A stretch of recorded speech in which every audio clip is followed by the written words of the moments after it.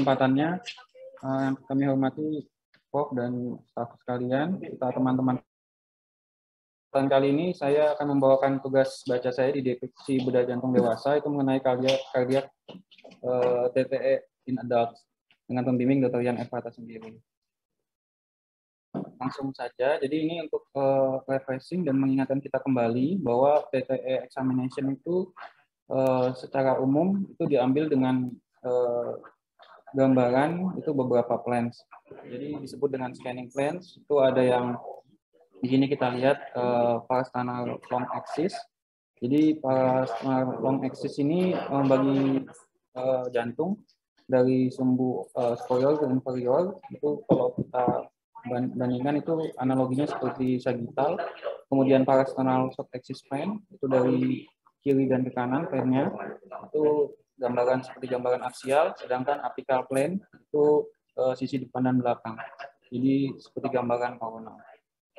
Nah, untuk transducer position sendiri pada TTE itu dibagi menjadi beberapa tempat. Itu ada di suprasternal, left parasternal, subcosta dan ini tolong direkam ya. Jadi nanti semua presentasi ya itu bisa ditampilkan di YouTube kita, YouTube channel ya. Jadi bisa diulang-ulang bagi yang ya. Direkam dulu. Jadi biasakan semua presentasi itu di-record, nanti kemudian dimasukkan ke YouTube ya.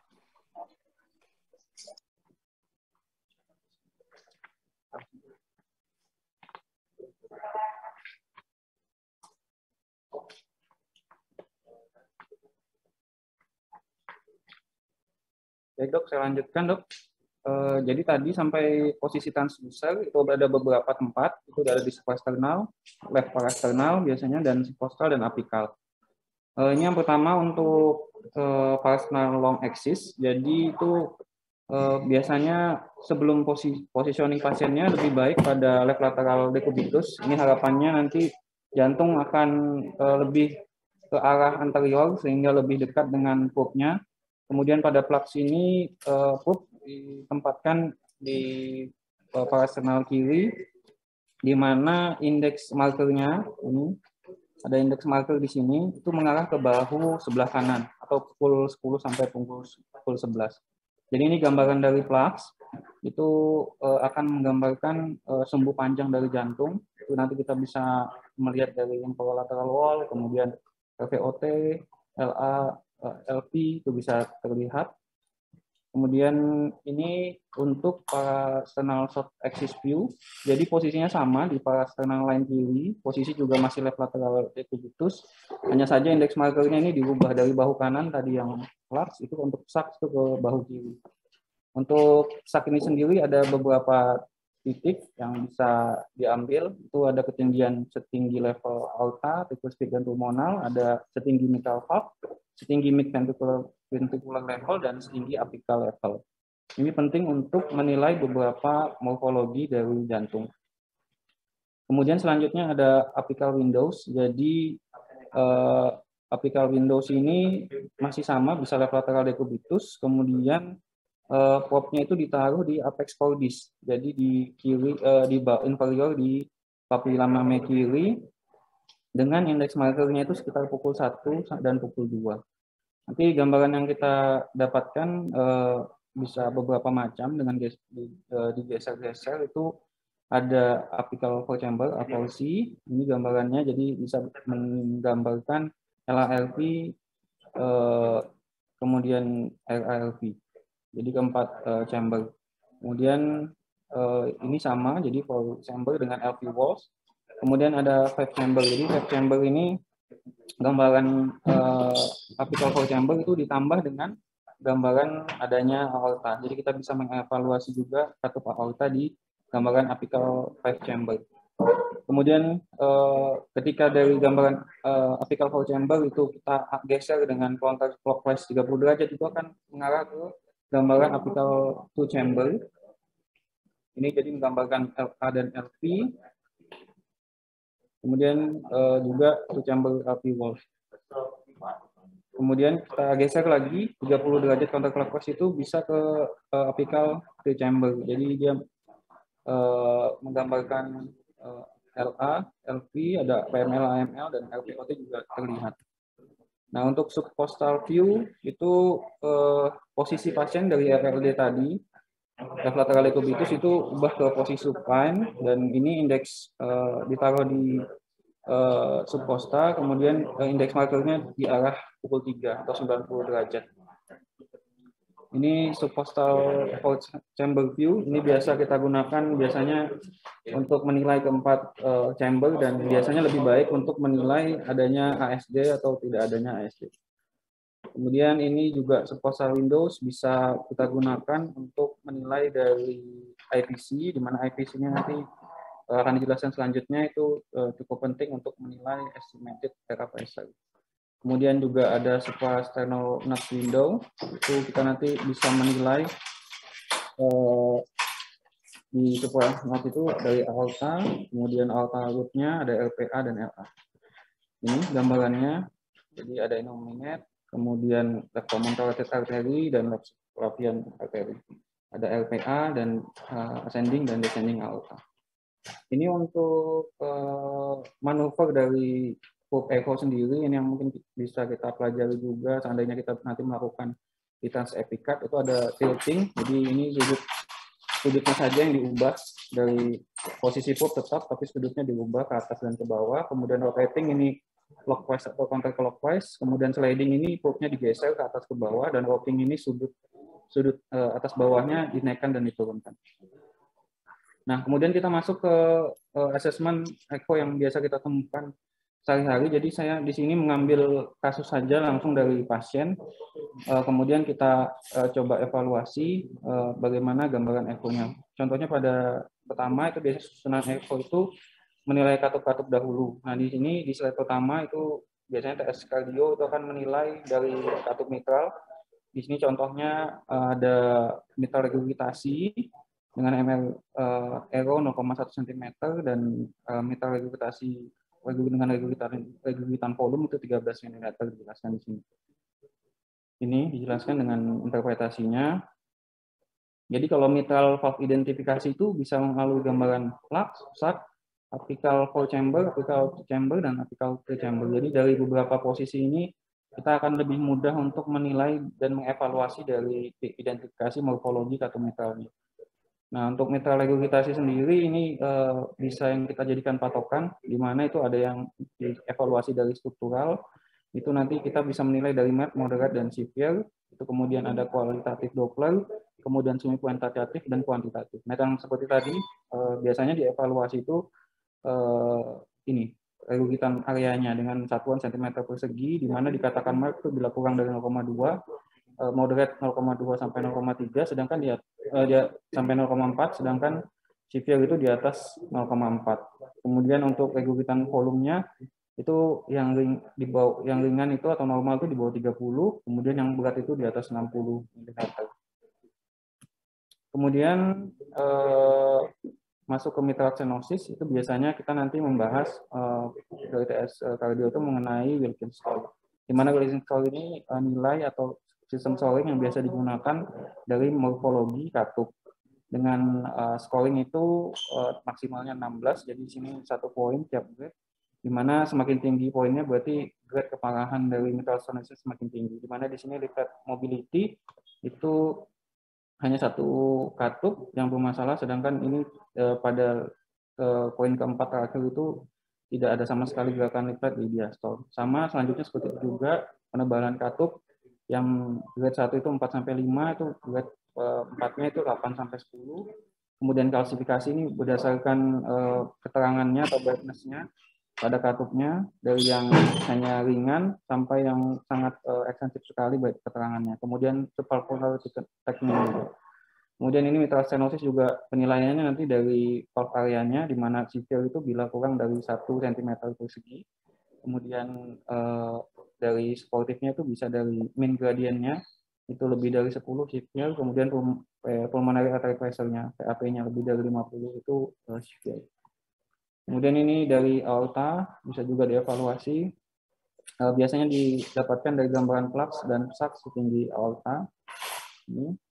Untuk penilaiannya, untuk kuantitatifnya hampir sama, jadi LV volumenya dan ROA-nya. Itu volumenya kalau lebih dari 60 cc itu masuk derajat sipil, sedangkan ROA-nya lebih dari 0,3 cm persegi itu derajat sipil juga pula. Kemudian untuk aortic stenosis itu bisa dinilai dari aortic jet velocity-nya, kemudian sama juga tadi hampir sama dengan mitral stenosis. Jadi area dari penyempitannya itu berat dikatakan bila, atau area dari pembukaan katupnya itu berat jika kurang dari 1, sedangkan mean gradientnya itu lebih dari 40. Kemudian ini tricuspid, penilaian katupnya. Jadi ini dari apical core chamber kita evaluasi. Biasanya juga bisa melalui plaque, sak, dan subcostal, dievaluasi semua. Nah, untuk menentukan derajatnya sama. Jadi berdasarkan ROA sama regurgitan volumenya kalau tricuspid. Nah, cuma nilainya di sini kalau yang katup mitral tadi 60 ini dikatakan severe, di sini di atas 45 dengan ROA-nya 0,4 cm persegi dikatakan berat. Kemudian kalau tricuspid stenosis itu di mean pressure gradientnya di atas 5 mm rasa, kemudian ada disebutkan dengan plug area dan continuing equation-nya itu kurang dari 1 cm persegi. Dan supportive finding-nya itu bisa pembesaran atau dilatasi dari right atrium dan pembesaran dari inferior vena cava. Ini untuk katup pulmonal selanjutnya bisa dievaluasi dari plug, sacs, dan apical. Untuk pulmonary regurgitation itu kita bisa menilai dari katup pulmonalnya. Kalau severe itu biasanya abnormal dan bisa tidak terlihat. Dan kemudian juga evaluasi dari ukuran right ventricle itu dilatasi atau tidak. Ini untuk pulmonary stenosis yang bisa dinilai, jadi dari peak velocity dan peak gradientnya, di mana severe itu peak velocity-nya di atas 4 mm per second dan peak gradientnya di atas 64 mm raksa. Kemudian setelah penilaian katup-katup, itu kita bisa menilai dari cardiac chamber assessment. Nah, ini biasanya TS Cardio akan menjelaskan dari chamber dimension-nya, baik dari LA, LV, RA, LV, dan juga biasanya ditambahkan keterangan apakah ada intercardiac thrombus atau vegetation yang dilihat dari tampakan beberapa view dari echo tadi. Contohnya di sini, ini ada gambaran LA mayor, LA minor, kemudian RA mayor, RA minor, kemudian LVDB juga. Ventricle ini di ukuran ventricle diameter itu di base-nya. Ini contohnya pengukurannya.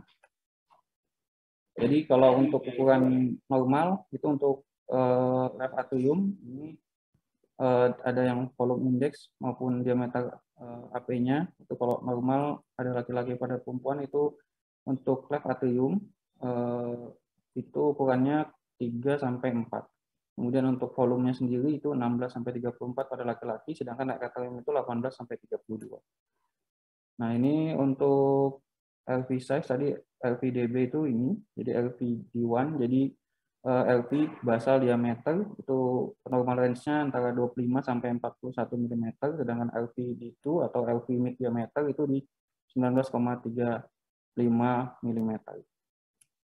Kemudian selanjutnya yang dievaluasi biasanya fungsi sistolik dari left ventricle, itu umumnya menggunakan ejection fraction. Jadi F by T atau by mode hypoxia, by mode patusi, F by plan. Jadi ini sebenarnya mengevaluasi dari volume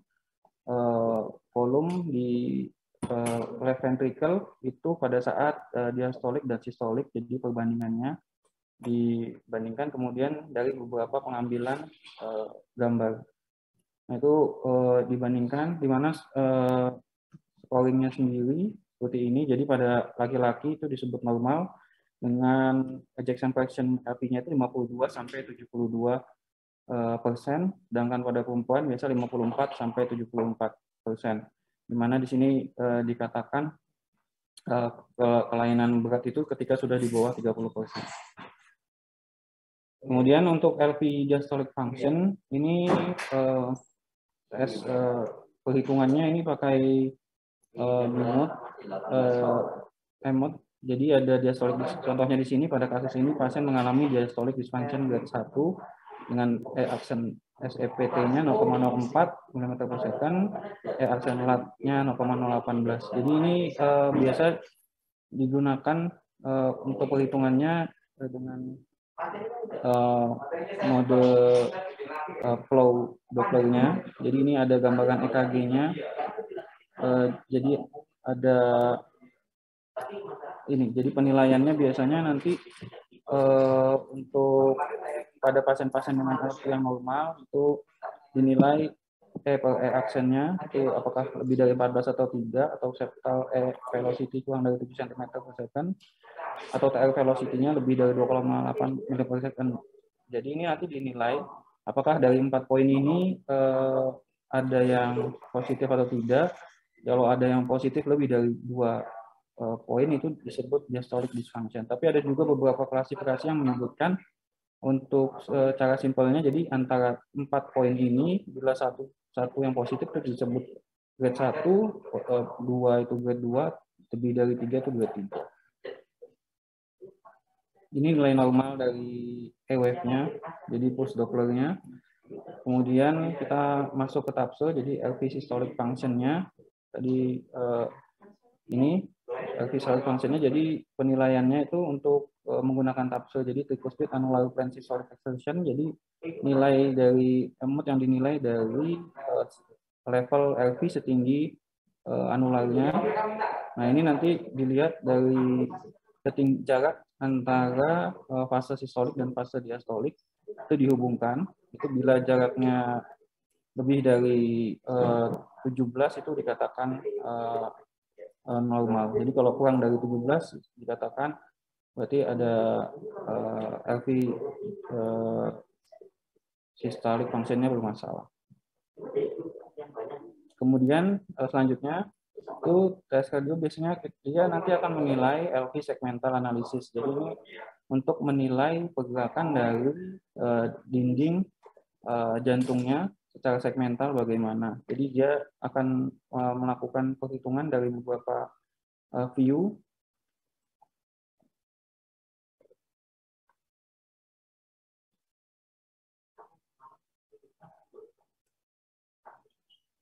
Jadi contohnya pada kasus ini hipokinetik dia di anterior, kemudian segmen lain normokinetik. Nah ini sendiri pembagiannya nanti. Jadi dilihat dari pergerakan dinding jantungnya itu dilihat penebalannya di sini. Contohnya hipokinetik itu ada penebalan lebih dari 50%. Kemudian kalau normokinetik itu 30% sampai 50%, di mana ini terjadi perfusi yang adekuat dan fungsinya juga adekuat. Kemudian kalau dikatakan hipokinetik itu bila kurang dari 30% adanya penebalannya, kemudian itu biasanya sudah terjadi infarks atau iskemik. Kemudian akinetik itu tidak ada penebalan yang terjadi. Kemudian diskinetik itu ada bulging secara paradoksal, itu biasanya sudah fibrosis. Dan dikatakan aneurisma itu ketika bulgingnya sudah sampai keluar, itu sudah ekstensif infark.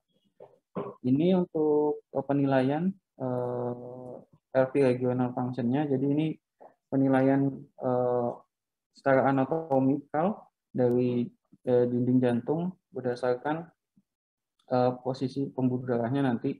Jadi itu ada yang dinilai dari basal, mid, dan apikal. Biasanya sampai 16 model, namun ada juga yang menjelaskan sampai 18 model. Di mana nanti setiap daerah itu akan menjelaskan daerah-daerah yang akan diperdarahi oleh pembuluh darah dari jantung koroner. Jadi contohnya pada gambar ini itu pada coronary artery itu pada daerah yang diberikan warna hijau, sedangkan LAD di daerah warna merah dan LCS itu daerah yang berwarna kuning. Nanti biasanya dari penilaian echo dinilai pergerakannya dan dimasukkan poinnya di setiap sisi. Kemudian nanti akan dinilai di sini di tiap-tiap titik ini berapa saja poin pergerakannya. Kemudian ada juga yang disebut global longitudinal strength. bila tadi ini poin-poin dari LV regional function-nya ini diambil pada saat capture, pada saat LV-nya diam, sedangkan kalau pada global longitudinal sign ini dijelaskan bahwa ini pengambilan scan dari pergerakan dinding LV-nya itu pada saat dia melakukan sistole dan diastole. Jadi alat echo saat ini sudah bisa mengambil scan gambar tersebut, kemudian nanti bisa dinilai. Jadi apakah dia infrak atau tidak itu dari pergerakannya nanti berdasarkan warna. Jadi jika warnanya semakin merah seperti ini, berarti pergerakannya masih normal. Sedangkan jika sudah ke arah biru atau menghitam, itu pergerakannya sudah ke arah infrak atau iskemik. Kemudian dijelaskan juga mengenai hipertrofi atau dari left ventricle. Pada contoh kasus ini dijelaskan bahwa LVA-nya itu eksentrik dengan nilai LVDMI-nya 116 gram per meter persegi dan RWT-nya atau relative wall thickness-nya 0,318. Jadi LV mass index ini nantinya dinilai dari ini. Jadi tadi LV mass bagi BSA atau gram per meter persegi dibandingkan dengan relative wall thickness sentimeter dalam sentimeter. Jadi nanti dia dapat menilai kalau kita bagi tabel-tabelnya itu berdasarkan relative wall thickness dan LV mass index-nya itu bila ada yang disebut dengan normal geometri di mana LV mass index-nya normal namun RWT-nya kurang dari 0,42 itu normal, sedangkan disebut dengan concentric hypertrophy itu di mana terjadi peningkatan left ventricle mass index dengan relative wall thickness-nya itu meningkat di atas 0,42. Ini contohnya itu concentric hypertrophy itu contohnya pada kasus-kasus pressure overload lama atau pasien-pasien hipertensi yang sudah kronis itu juga bisa terjadi concentric. Nah, kemudian untuk eccentric LVH itu terjadi peningkatan LVMI, namun dari relative wall thickness-nya tidak terjadi penebalan. Ini contohnya pada kasus-kasus regurgitasi di mana terjadi volume overload. Sedangkan untuk yang remodeling, jadi yang untuk remodeling ini di mana nilai LV mass index-nya normal, sedangkan relative wall thickness-nya lebih dari 0,42 atau menebal. Biasanya terjadi juga pada myocardium. Kemudian yang selanjutnya adalah biasanya penilaian altitude-nya bisa juga dilakukan dari echo. Jadi kita menilai dari level anulusnya, kemudian sinusnya, sinus tubular junction-nya dan proximal ascending aorta. Jadi kita nilai bisa dari diameternya, luasnya, mulai dari anulusnya, itu sinus falsapa, sinus tubular junction, dan proximal ascending aorta. Apakah ada aneurisma atau tidak bisa dinilai juga. Kemudian terakhir itu penilaian IVC. Jadi penilaian vena cava ini penting karena dia bisa menjadi pertimbangan untuk mengukur estimated RA pressure. Jadi berdasarkan ukuran diameternya juga kemudian dievaluasi saat dia inspirasi. Contohnya di sini pada kasus yang dinilai itu 0, biasanya sampai 5, 10, 15, 20. Dimana kalau contohnya saja di sini pada keadaan yang FVC-nya normal, ukuran 1,5 sampai 2,5 cm, dengan ketika inspirasi terjadi pengurangan diameternya itu lebih dari 50%, maka itu dapat diperkirakan bahwa estimated RA pressure-nya itu di antara 5 sampai 10 mm meter raksa. Demikian. Jadi nanti ini penting untuk menilai estimasi RA pressure pada kasus-kasus misalnya pulmonal hipertensi. Demikian Dr. Lian presentasi